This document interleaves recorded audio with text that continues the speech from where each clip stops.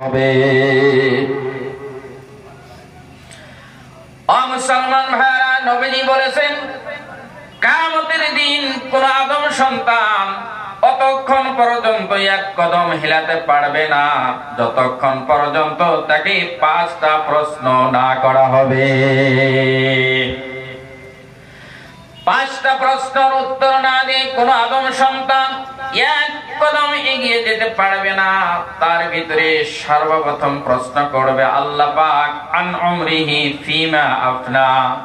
আল্লাহ পাক প্রশ্ন করবে জীবন সম্পর্কে, বান্দারে জীবন দিয়েছিলাম, কেমন করে জীবনটা পার করেছো?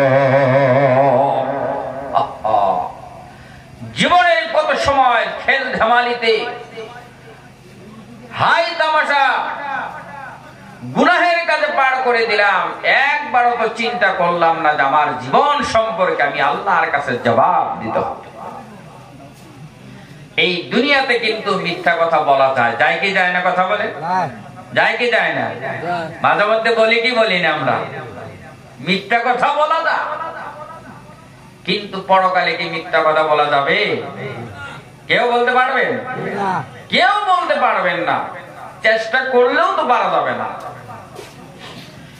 কারণ কোরআনে কারীম আল্লাহ রাব্বুল আলামিন বলেন আল-ইয়াওমা নাখতিমু আলা আফওয়াহিহিম ওয়া তুকাল্লিমুনা আইদিহিম ওয়া তাশহাদ। এই ভাই, এই যুবক ভাই, খারাপ পাইছেন?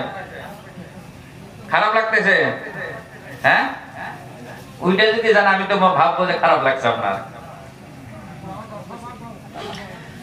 কোরআনে কারীম আল্লাহ রাব্বুল আলামিন বলেন আল-ইয়াওমা নাখতিমু আলা আফওয়াহিহিম ওয়া তুকাল্লিমুনা আইদিহিম ওয়া তাশহাদু আরজুলুহুম বিমা কানু ইয়াকসিবুন। আওয়াজ করে বলেন আল্লাহু আকবার। আল্লাহু আকবার। আল্লাহ রাব্বুল আলামিন বলেন কিয়ামতের দিন আল্লাহ পাক তাদের মুখটা বন্ধ করে দিবে, বান্দার মুখটা আল্লাহ পাক মোহর লাগাইয়া দিবে, বন্ধ করে দিবে। ও মুসলমান ভাইরা, এই দুনিয়াতে অপরাধ করার পর মিথ্যা কথার আশ্রয় গ্রহণ করে অনেক সময় মিথ্যা কথাকে চাপা দেওয়া সম্ভব, কিন্তু পরকালে কোনো বান্দা আল্লাহ পাকের দরবারে কথা বলতে পারবে না। আল্লাহ পাক বলেন আমি তাদের মুখটা বন্ধ করে দেব, তাদের হাত আমি আল্লাহ পাকের সঙ্গে কথা বলবে। আরে কত আদরের হাত! এই হাতে যদি সাধারণ আঘাত লাগে সঙ্গে সঙ্গে ডক্টরের কাছে চলে যায় ট্রিটমেন্ট নেওয়ার জন্য। ঠিক না ভাই? ঠিক। এই আপনার আমার আদরের হাত আল্লাহর দেওয়া বিধান বিরোধী কাজে যদি ইউজ করি, ব্যবহার করি, কিয়ামতের দিন আপনার আমার বিপক্ষে মহান আল্লাহ পাকের সম্মুখে কথা বলবে। আল্লাহ পাক বলেন তাদের পাপ তাদের সমস্ত কৃতকর্ম সম্পর্কে সাক্ষ্য প্রদান করবে। আপনার আমার পাপ চটপট পটপট করে বলে দিবে আল্লাহ তোমার এই বান্দা আমাকে ব্যবহার করে অমুক জায়গায় গিয়েছিল, অমুক কাজ করেছিল। সব কথাই কিন্তু আপনার আমার পা আল্লাহর কাছে সাক্ষী প্রদান করবে।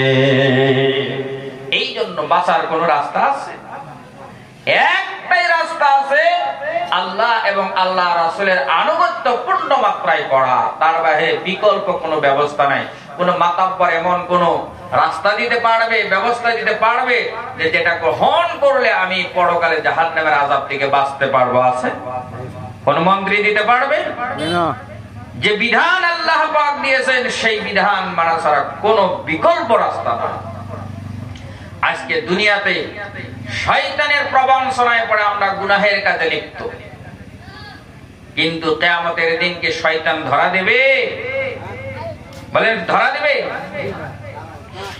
কোরআনে কারীম আল্লাহ রাব্বুল আলামিন বলেন وقال الشيطان لما قضي الأمر إن الله وعدكم وعد الحق ووعدتكم فأخلفتكم وما كان لي عليكم من سلطان। আল্লাহ রাব্বুল আলামিন বলেন কিয়ামতের দিন যখন চূড়ান্ত সিদ্ধান্ত হয়ে যাবে, ফয়সালা হয়ে যাবে, জান্নাতীদের জান্নাতের ফয়সালা হয়ে যাবে, জাহান্নামীদের জাহান্নামের ফয়সালা হয়ে যাবে। তাফসীরে ইবনে কাসির লিখেছেন ওই সময় শয়তান জাহান্নামের উপরে দুই পা ছড়াইয়ে দিয়ে দাঁড় হয়ে যাবে। শয়তান জাহান্নামীদের মনের কষ্ট বাড়ায় দেওয়ার জন্য বলবে, ও জাহান্নামীরা, আল্লাহ পাক একটা ওয়াদা করেছিলেন, সত্য ওয়াদা করেছিল, এ করলে তা করলে জান্নাত পাবে, সত্য ওয়াদা করেছিল।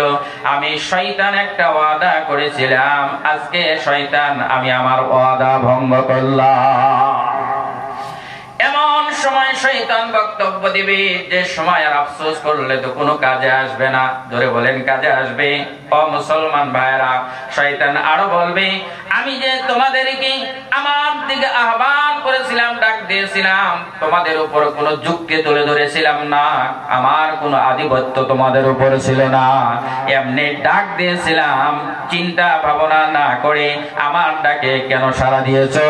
আজ তোমাদের আমি কোনো সাহায্য করতে পারবো না, আর তোমরাও আমি শয়তানের কোনো সাহায্য করতে পারবা না। বিপদের সময় মানুষ হয়রান পরেশান হয়ে যাবে, ওই সময় শয়তান বলে দিবা, আজ তোমরা আমাকে কোনো সাহায্য করতে পারবা না, আর আমি শয়তানও তোমাদের কোনো সাহায্য করতে পারবো। এই জন্য মুসলমান ভাইরা চিন্তা করা দরকার, এই দুনিয়ার জিন্দেগিটা হলো একটা পরীক্ষার হল। এই পরীক্ষার হলের ভিতরে প্রত্যেক মুহূর্ত, প্রত্যেক সেকেন্ড, প্রত্যেক মিনিট, প্রত্যেক ঘন্টা, প্রত্যেক দিন, প্রত্যেক সপ্তাহ, প্রত্যেক মাস, বছর সব কিছুই চিন্তা করে পার করতে হবে। কারণ আল্লাহ পাক বান্দার সমস্ত সব কিছুই রেকর্ড করে নিচ্ছে। এক মুহূর্ত বান্দা কিয়ামতের দিন দেখতে পাবে না এমন কিন্তু এক মুহূর্ত নাই। আল্লাহ পাক বান্দার সব কিছু রেকর্ড করার জন্য বান্দার উপরে আল্লাহ পাক ফেরেশতা নিয়োগ করে দিয়েছে। কোরআনে কারীম আল্লাহ রাব্বুল আলামিন বলেন, ইয ইয়াতালাক্কাল মুতালাক্কিয়ানি আনিল ইয়ামিনি ওয়া আনিশ শিমালি কাঈদ মা লাদাইহি রাকীবুন আতীদ। আল্লাহ রাব্বুল আলামিন বলেন, বান্দার ডানে এবং বামে দুই কাঁধে দুইজন ফেরেশতা নিয়োগ করে দিয়েছি। আল্লাহ বলেন, বান্দা এমন কোন কথা বলতে পারে না যে নিয়োজিত ফেরেশতার কাছে রেকর্ড হয় না। ও মুসলমান ভাইরা, আমরা তো মনে করি কম্বলের তলে শুয়ে, লেপের তলে শুয়ে মোবাইলে অশ্লীল ভিডিও দেখলাম, পৃথিবীর কেউ দেখলো না, কেউ জানলো না, আমার মাকে ফাঁকি দিলাম, বাবাকেও ফাঁকি দিলাম, আমার ভাই বোন সবাইকে ফাঁকি দিলাম। সবাইকে ফাঁকি দিতে পারবেন, কিন্তু মহান আল্লাহ রব্বুল আলামিনকে ফাঁকি দেওয়া যাবে না। যাবে? গোপনে গুনাহ করেন, আপনি পানির তলে গিয়ে গুনাহ করেন, পাহাড়ের গর্তের ভিতরে প্রবেশ করে গুনাহ করেন, কেউ জানবে না, কিন্তু জানবে কে? আল্লাহ। না আল্লাহকে ফাঁকি দেওয়া যাবে? আল্লাহ রাব্বুল আলামিন বলেন, মা ইয়াকুনু মিন নাজওয়া সালাসাতিন ইল্লা হুয়া রাবিউহুম ওয়ালা খামসাতিন ইল্লা হুয়া সাদিসুহুম ওয়ালা আদনা মিন যালিকা ওয়ালা আকসারা ইল্লা হুয়া মা'হুম আইনামা কানু। আল্লাহ রাব্বুল আলামিন বলেন কোরআনে কারীমের ভিতরে, ও বান্দা সতর্ক হয়ে যাও, তোমাদের তিনজনের কোন গোপন আলোচনা পরামর্শ এমন হতে পারে না যেখানে চতুর্থ নম্বর তিনি আল্লাহ পাক উপস্থিত নয়।